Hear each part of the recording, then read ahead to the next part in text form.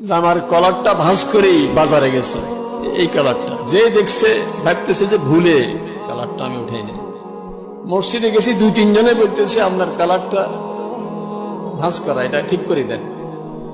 আমি বলতেছি না, এখানে একটা গোটা অনেকদিন থেকে যে আমার ঘষায় ঘষায় খুব ব্যথা লাগতেছে, ঘষা লাগলে ব্যথাটা বাড়ে। আর আমারও ভয় পেয়ে গেছে যে এখানে তো একবারে মানুষের রব, এটাই তো শাহরগ বলে যে মানে রক্তের চলাচল এখান দিয়ে, এটা যদি একটু রক্তের সাথে কানেকশন হয়ে যায় এটা, তাহলে তো ক্যান্সারে চলে যায়, মারাত্মক একটা জায়গাতে। ওদিনেই রাত্রে মসজিদে রিয়াজুস সালেহিন করতেছিলাম, ওখানে বলতেছে যে রাসূল সাহেবের তদবির হইল বিসমিল্লাহে তুরবাতু আরদিনা বিরিকাতে বাদিনা ইউসফা সাকিমুনা বিইজনি রব্বিনা। এটা বড়ি একটু থুতু লাগাই দিলে রোগ ভালো হয়ে যাবে।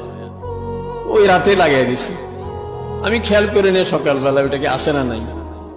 পরের রাত্রে আমি হঠাৎ করে বললাম আমার গোটাটা গেল কই, মানে একটা গোটা চলে গেলে তো ব্যথা থাকবে এখানে।